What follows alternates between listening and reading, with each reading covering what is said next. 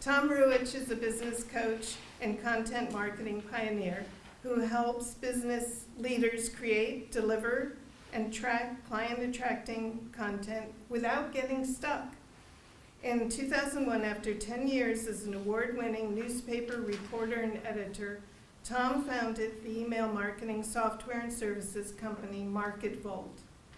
This was before most business people had even heard of email marketing, much less tried it. Tom sold MarketVolt in 2019 and founded Story Power Marketing. Authors, coaches, and other experts hire Tom to transform their content from boring to brilliant so prospects tune in, turn on, and buy. In 2021, Tom founded Implementum, a marketing automation technology company. Implementum helps business leaders build automated marketing machines so they can profit more while working less. Today, Tom will show us how to create client-attracting emails. Yay, Tom!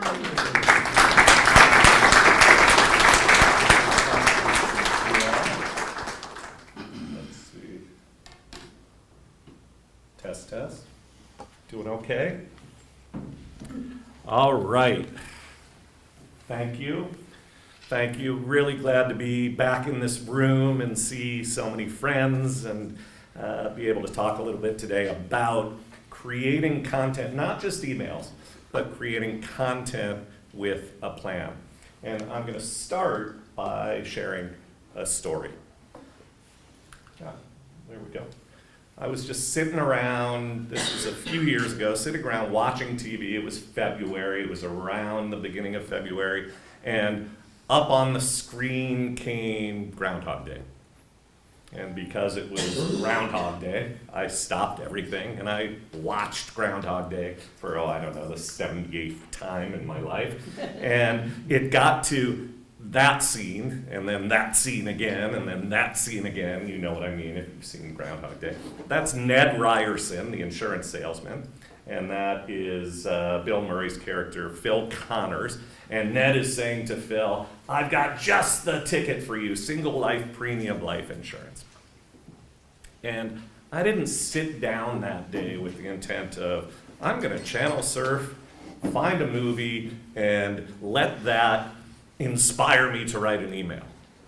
But the very next morning, here I was, like Jim Carrey in Bruce Almighty, pounding out an email like there was no tomorrow. It just flew out of me. I'm going to share that email with you real quickly. There I am writing it. And the email started like this. Happy belated Groundhog Day. Silly holiday. Great movie.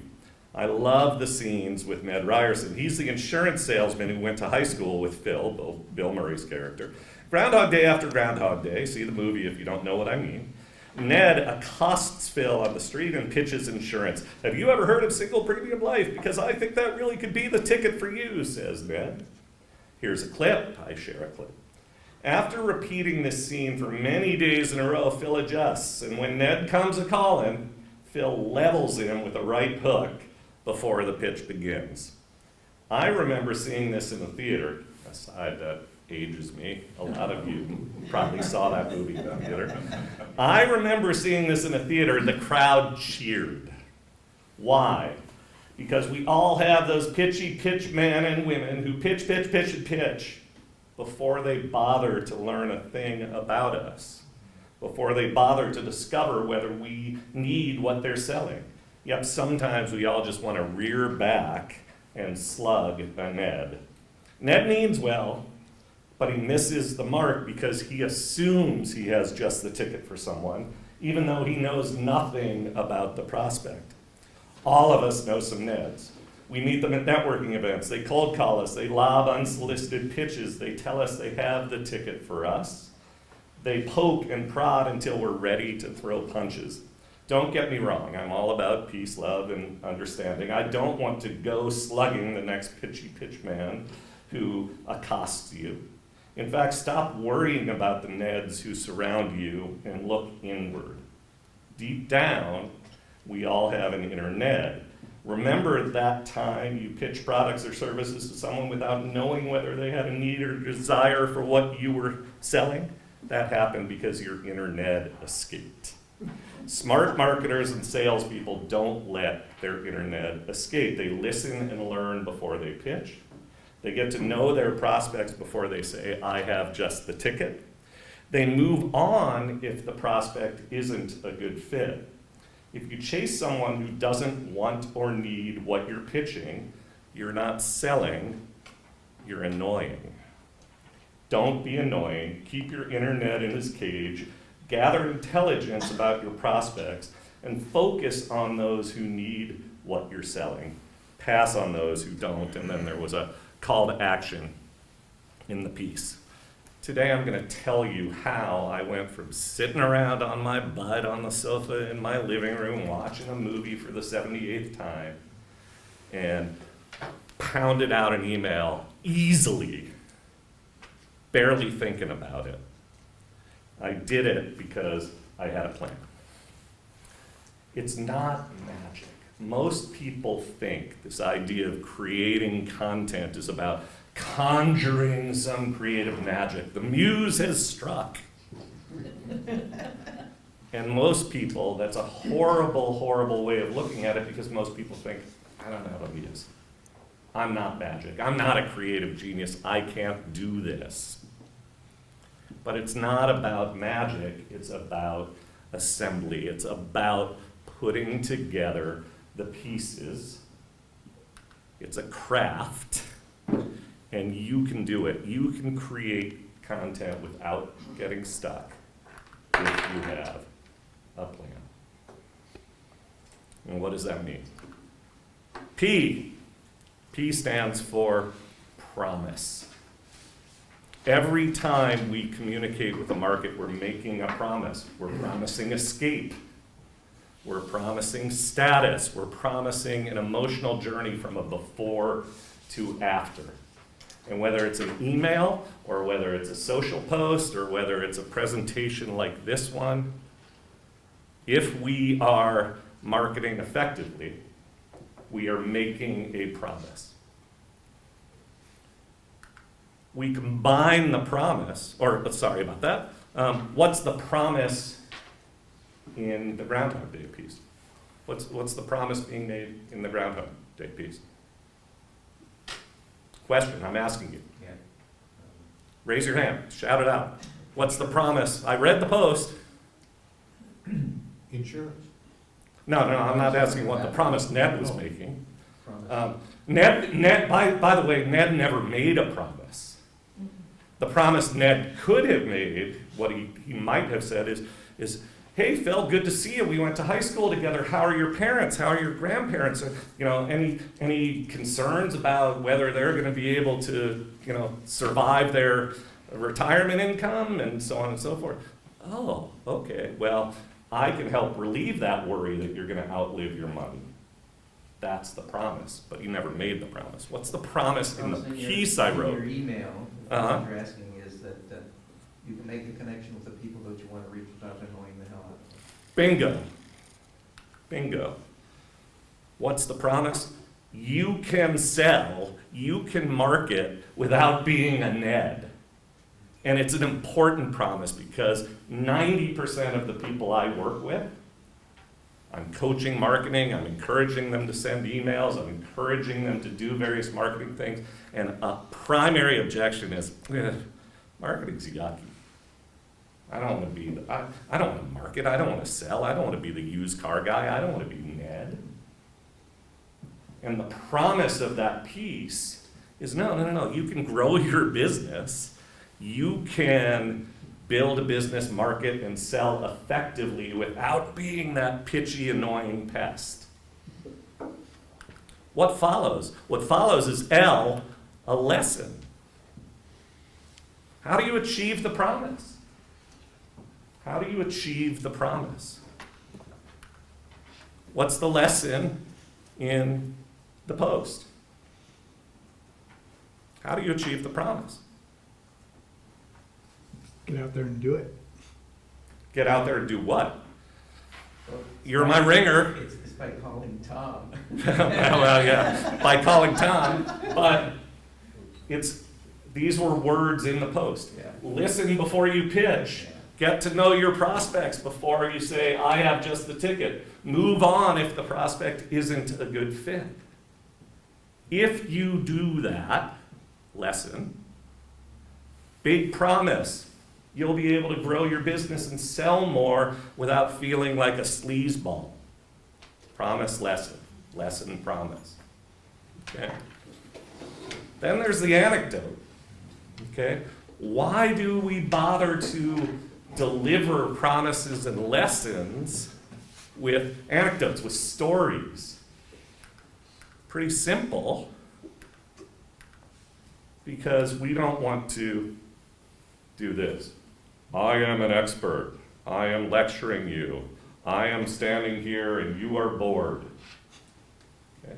I could have said it's very important when you're marketing your business to be sure to talk to prospects first. Learn what they're feeling. Get to know them. Because if you don't, they will consider you a pitchy pest. And in fact, if you want to write that post, ask ChatGPT to tell them you want to share this lesson in this pitch, and ChatGPT will do it.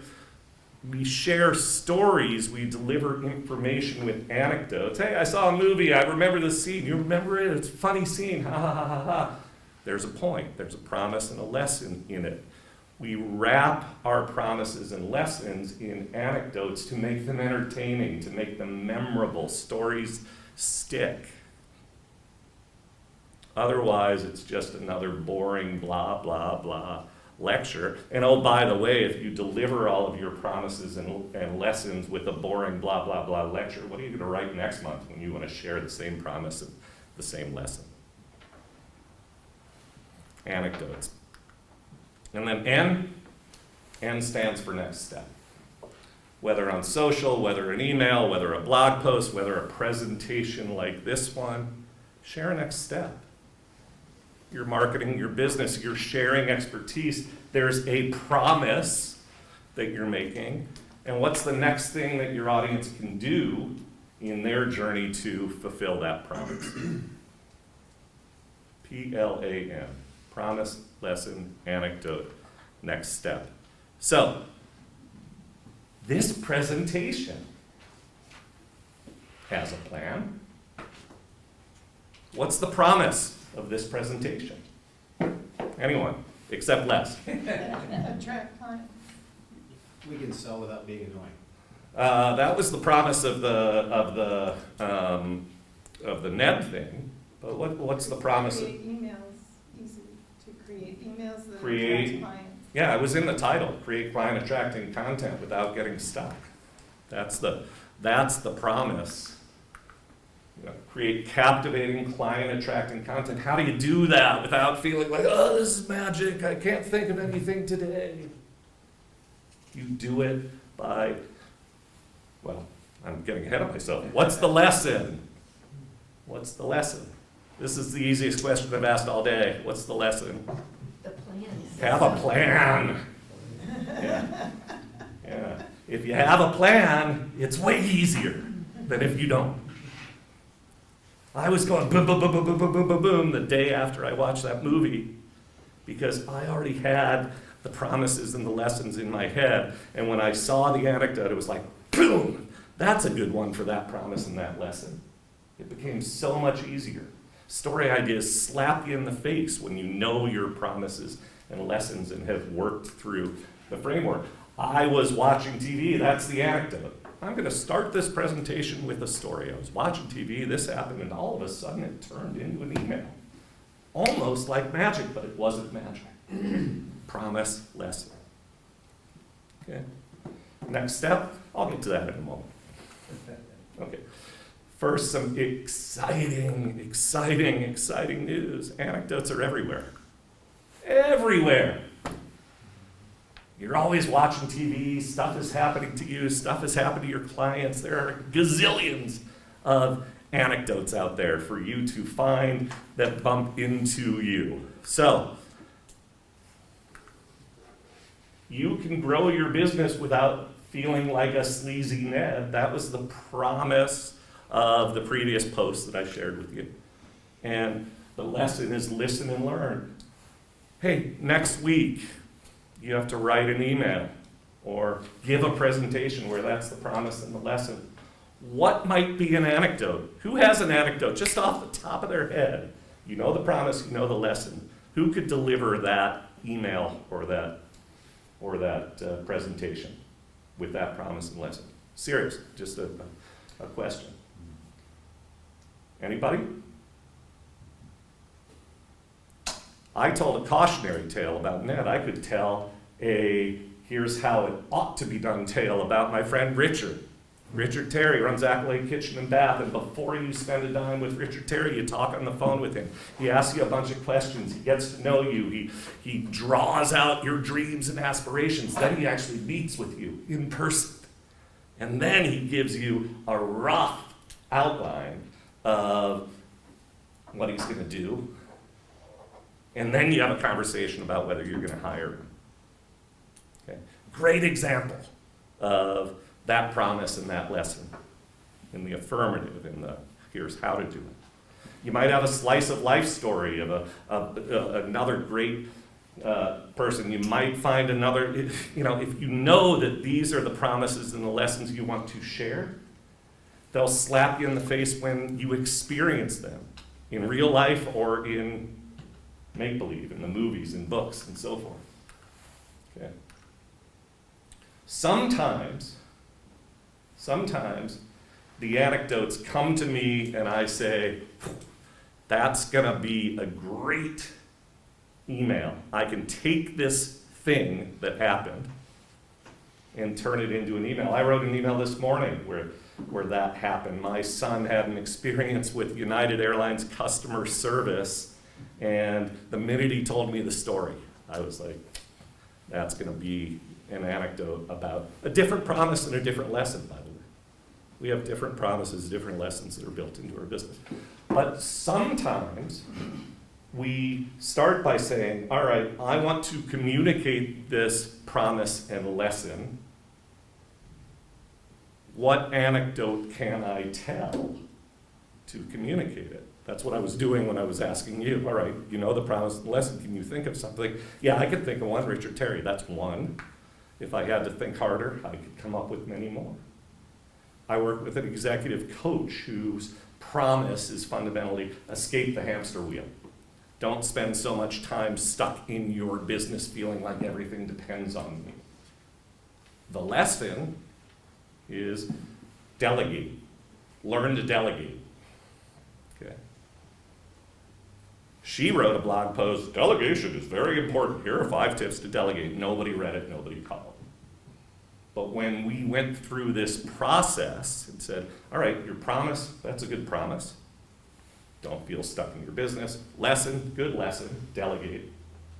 Do you have a good anecdote to communicate that? Oh yeah, come to think of it, I have a client who never went on vacation. 20 years of owning his business, never went on vacation longer than a long weekend because he was horrified of all hell breaking loose if he left. Then I taught him to delegate. And he went on vacation for 2 weeks, hammock on the beach, had the time of his life, returned. Everybody was pumped up, morale was high, the company was running better than ever. That's a great story. Case studies are great anecdotes to deliver a promise and a lesson. That was the case of, we know the promise and lesson, we went in search of the anecdote, as opposed to the anecdote, Tom's watching a movie, slaps it in the face, and he says, oh, that reminds me of that promise and lesson. Both ways work for creating content. So, next step. I do this thing called a free content makeover. This could be your LinkedIn About Us page. This could be an email you're working on. This could be the front page of your website. It could be an email that you've drafted. Share with me a piece of content. I will get back to you by email, 2-round thing. I'll offer some tips, you'll revise based on the tips, and then I will offer some tips on the revision. If you're interested in a content makeover, I'm going to pass around a piece of paper or several pieces of paper, write down your email, and I'll email you and make arrangements. That's it. PLAN. Next step. Les. Yeah, one thing that I do, it never occurred to me that I use this as kind of the same way that you talk about using anecdotes. I write a weekly message on systematic continuous improvement. And what I do is I look for quotes. I've got literally just dozens of quotes. And one of them, in fact, I talked about, I think at the last meeting, was, if you always do what you've always done, you'll always get what you always got. So I pick up all these quotes, and they're kind of like anecdotes for me that I then use to say, okay, what's the message that I'm gonna write out of that? Mhm. So never even occurred to me to think about those quotes as anecdotes, but that really works for me. Yeah, and I have done the same. You know, one of the things that I teach around storytelling is that a lot of the so-called storytelling coaches out there make it way too complicated. They talk to you about the fact that, oh, you have to understand all the elements of the hero's journey, and it's like doing a screenplay, and there's Luke, and there's Yoda, and there's Darth Vader, and blah, blah, blah, blah, blah. And if you need to think about that every time you write an email or a social post, you'll go insane. Okay? An anecdote, just a little entertaining hook, was, hey, I was reading this book and came across this quote, and it's a great quote, and I love this quote. Just a little personal, here we are inside my life, and I'm now going to tell you why that quote resonates with me. Would screenwriting teachers say that's a story? Would the hero's journey guy, Joseph Campbell, say that's a story? No. Is that story-powered content? Yes. Yes, sir. A lot of clinical hypnosis is done through storytelling and metaphor. Absolutely. Just straight up telling a story, and the hypnosis happens, doing it hypnotically. Yeah. Certain ways of speaking. But that's how the subconscious mind retains and learns, and Yeah. and you're right, it doesn't, even in, in hypnosis trainings, there's certain trainers and certain hypnotists who their big thing is like metaphor, and they've really embraced how wonderful it is. So when they teach it, it's almost as though they teach it deliberately in a way that makes it sound more complicated than it needs to be. Sometimes I think because they want to elevate themselves. Mm-hmm. And there doesn't have to be an arc and a protagonist and all this stuff. It just has to be hypnotic and interesting. Yeah. Yeah, and to me, storytelling, at least in the context that we're talking about it here, is as simple as there is a before and an after. It's a journey. And so when you talk about this, I was reading a book, or I was on the internet, I came across the quote, I saw things one way before I saw the quote, I see things another way now that I've read the quote. And in that is, it has to be relevant to your audience. If it's not relevant to your audience, it has no meaning, and it's just, drunk uncle spouting off about whatever, right? But if it's relevant to the audience, if inherent in the meaning of that quote is a promise and a lesson, then you've connected. Yeah. What else? Oh, sure. I was just kind of curious how that would portray into my business of cleaning, because obviously the before and after. Yeah. For me, when I was in college, I couldn't study, start a paper, do anything. Yeah. Unless I cleaned my room, vacuumed, had everything in order, because I couldn't sit at my desk, look over and see, a pile of dirty laundry, stuff like that. I think that also cleaning plays a lot into mental health. Yeah. I always think, I always think that you're a product of your environment. So if your home is, messy or stuff like that, like a lot of other things within your life can be kind of a mess as well. Yeah. So I was trying to, throughout this, of like, obviously the promise would be a cleaner home, but what would be like the lesson and the anecdote? Now, the promise would be hire you to clean the home, or excuse me, the lesson would be hire you to clean the Okay. home. Yeah, The promise is go from unfocused to focused, go from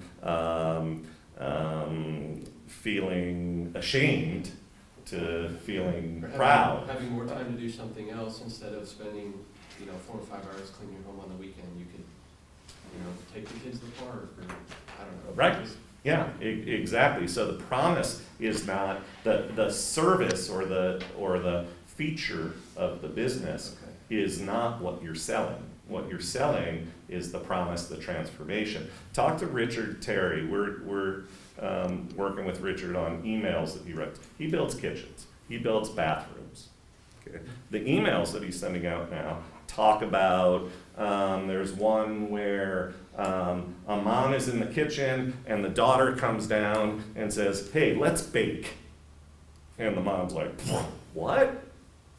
I thought you'd be in your room staring at your phone all day. That's what you always used to do. But now we have this kitchen and it's new and it's shiny and it's big and it has room, and let's bake. Let's build family memories. So he's selling family memories, creating togetherness, mom and daughter hanging out. Yeah. That's what he's selling. The means to the end is, the lesson is, build a bigger kitchen with better ovens and something that's shiny and fun to bake in. And does that ultimately, circling back to even like the advertisement stuff, you're more so selling like what the experience would be like and the memories you can make with a new kitchen? Just like, oh, imagine what your life would be like with a new vehicle and stuff like this. 100%. Yeah, there's a strong dotted line connection between what the two of us were talking about. It's the result of what The you're. experience, the feeling, the emotional transformation. Yeah. From feeling stuck in my crappy job to Yeah. feeling escape. From feeling like I'm a loser to feeling like I have the car that everybody says, Or if we have Oh, I neighbors wish I over, was they're that gonna cool. love the new kitchen we have. And yeah, stuff like bragging, that's one why do people spend $100,000 on a new kitchen? Keeping up One with- reason is so that their neighbors are Keeping envious. up with the gym. So that their mother-in-law won't sneer at them every time, look at this dingy old Because kitchen. I used to sell like home security door to door. And it's like, oh, well, if the Smiths down the street have a cool new security system, like, I kind of want one too. That's part of I it. want a camera above the drive, just, Yeah. So it's cool being here and seeing how it all All connects. ties in. Yeah. Interesting. Well, Tom, Thank thank you so much.